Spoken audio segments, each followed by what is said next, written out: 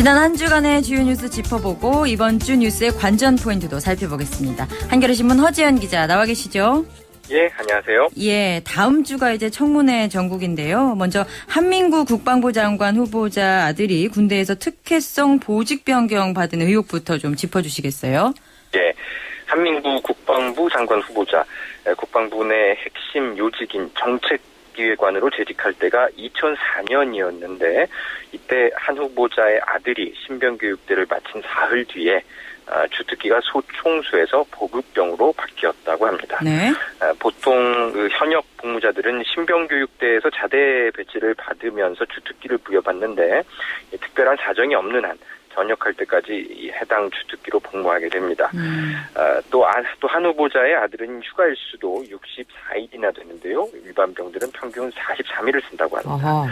예, 그러니까 여러 가지 특혜 의혹이 나오는 건데요. 네. 요즘은 옛날과 달리 이제 편법으로 군을 아예 면제받거나 이런 건 좀 어렵기 때문에 이렇게 주특기 변경이라든지 휴가를 좀 더 보내준다든지 이런 식으로 좀 더 편하게 군 생활하는 그런 특혜를 준다는 게 군 내부 관계자들의 설명입니다.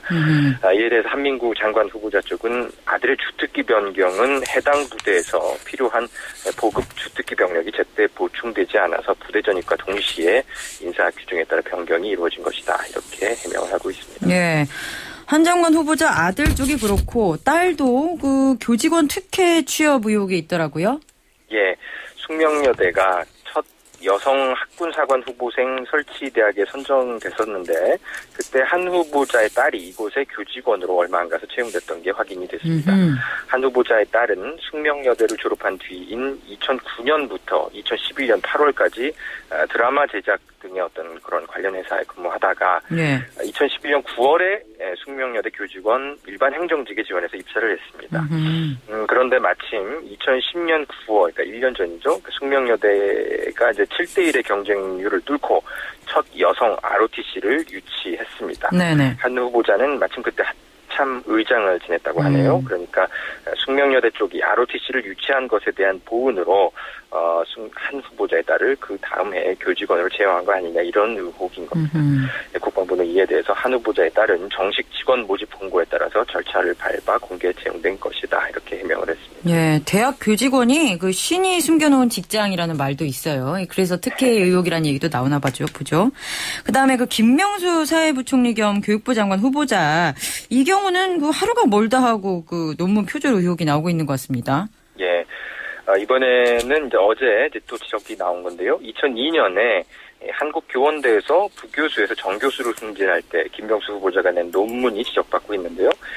보수 및 근무 여건에서의 교직 발전 종합 방안 실행 과제라는 논문이 2000년에 본인이 발표했던 이 교원 보수 체계 개선 방안이란 자기 논문을 상당 부분 그대로 베껴서 작성한 것으로 확인이 됐습니다.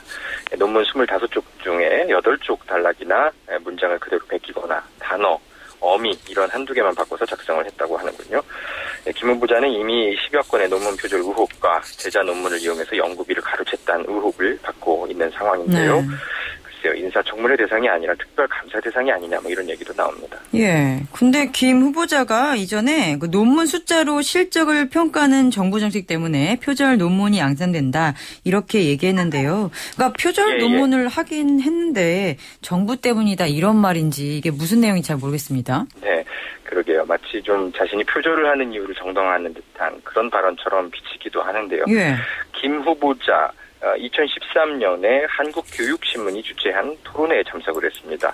여기서 김 후보자가 논문 숫자로 실적을 평가하는 성과급제가 논문 표절을 암암리에 묵인하는 현상을 만들고 연구 분위기를 해치고 있다 이렇게 말한 것이 확인이 됐습니다.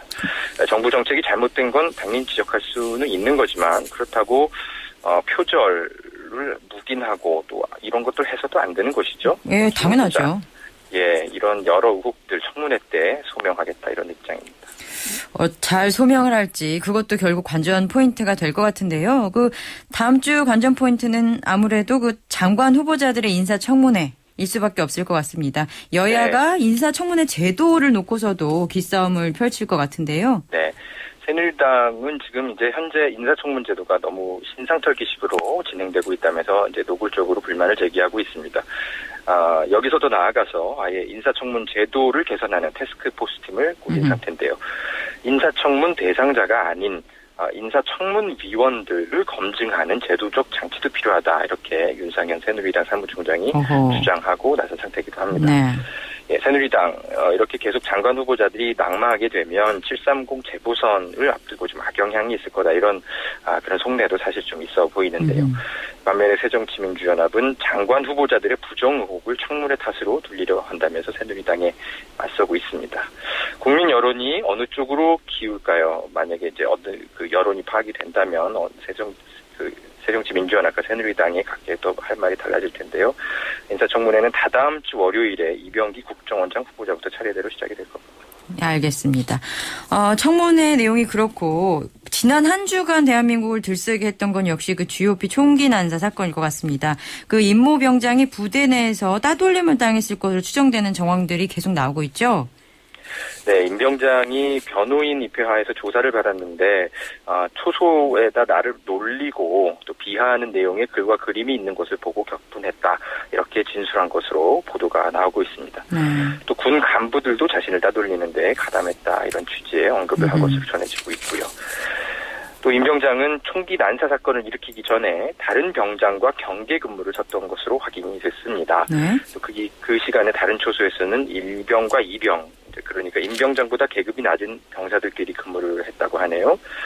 보통 근무는 계급이 높은 병사와 낮은 병사가 함께 선다고 하는데요. 그러니까 임 병장은 기수열애를 당해서 후임병들을 제대로 지도할 수 있는 그런 기회를 박탈당한 상태였던 것으로 보입니다. 네. 지난 한 달 동안 임 병장이 최소 50% 이상 이런 식으로 근무한 것으로 파악이 되고 있습니다. 그렇군요. 김광진 국방장관 후보자가 따돌림이 사고의 원인인 것처럼 말해서 유족의 항의를 받고 사과를 했는데 조직적인 따돌림은 실제 했던 정황이 계속 좀 나오고 있습니다. 예, 이 부분 계속 따라가 봐야 될 것 같고, 그 다음에 총기 사건 이후에 군 구조대가 그 도착하기까지 1시간 26분이나 걸렸다. 이 부분이 확인된 것 같은데, 이것도 네. 또 골든타임 놓쳤다는 비판을 받고 있어요. 예, 너무 안타깝습니다. 네. 구조대 위치가 GOP 그 사고 있었던 거리까지 불과 3, 4km에 불과하다고 하네요. 10분 내로 올 수 있는데. 예, 네. 현장에 그런데 도착하기까지 1시간 26분이나 걸렸습니다. 그러는 사이에 이제 총을 맞은 병사 5명이 과다출혈로 숨진 것으로 지금 조사가 되고 있고요. 그렇죠.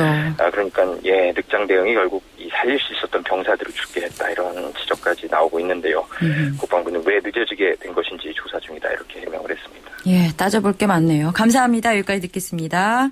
네, 수고하십시오. 한겨레신문 허재연 기자였습니다.